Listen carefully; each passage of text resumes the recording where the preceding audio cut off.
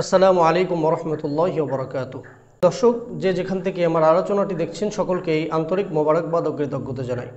দর্শক, আজকে আমরা অত্যন্ত গুরুত্বপূর্ণ একটি বিষয় সম্পর্কে আলোচনা শুনব। অনেকেই আপনারা প্রশ্ন করেছেন যে যদি কোনো সন্তান দুনিয়াতে পাপাচার করে এর জন্য মৃত মা বাবার কবরে শাস্তি দেওয়া হবে কিনা।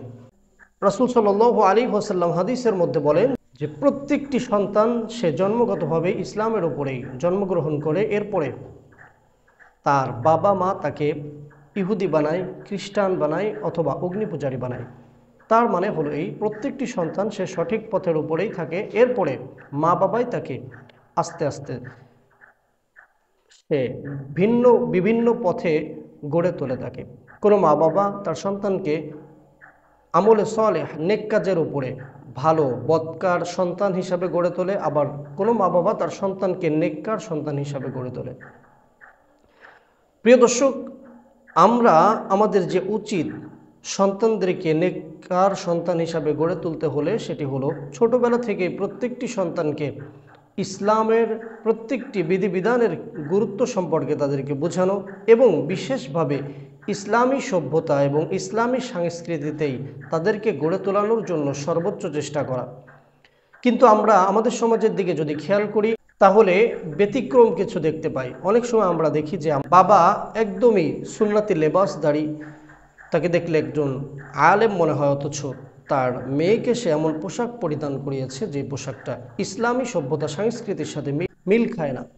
আবার অনেক সময় অনেক মহিলাকে আমরা দেখতে পাই খাস পর্দায় একেবারেই সুন্দরভাবে বোরকা আবৃত, কিন্তু তার বালেগা যে মেয়ে তাকে এমনভাবেই সে বাজারে এমনভাবেই সে রাস্তাঘাটে নিয়ে চলাফেরা করছে, যেটা অত্যন্ত দুঃখজনক। যার কারণে দেখা যায় আমাদের অনেকের সন্তানেরা ছোটবেলা থেকেই অমুসলিমদের সভ্যতা সংস্কৃতি পাওয়ার কারণে তারা ভুল পথের দিকে পরিচালিত হয়, এবং বিশেষভাবে আমরা আমাদের সন্তানদেরকে ছোটবেলা থেকেই ইসলামের বিধিবিধান সম্পর্কে সচেতন না করার কারণে তারা ভুল পথের দিকে বেশিরভাগ পরিচালিত হয়। এজন্য আমাদের এক নম্বর যে দায়িত্ব কর্তব্য সেটি হলো যে আমাদের প্রত্যেকের সন্তানদেরকে সঠিক পথের উপরে পরিচালিত করার চেষ্টা করা, ইসলামী সভ্যতা সংস্কৃতিতে তাদেরকে পরিচালনা করার চেষ্টা করা।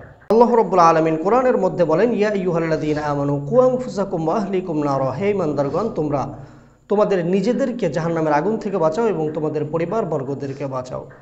এজন্য আমাদের দায়িত্ব কর্তব্য হলো যে আমরা নিজেরা যেভাবে জাহান্নাম থেকে বাঁচবো, সাথে সাথে আমাদের পরিবারবর্গ যারা রয়েছে তাদেরকেও আমরা জাহান্নাম থেকে বাঁচানোর জন্য আপ্রাণ চেষ্টা করব। আল্লাহ তাআলা আমাদের সকলকেই আমাদের সন্তানদেরকে নেককার হিসাবে গড়ে তোলার তৌফিক দান করুন।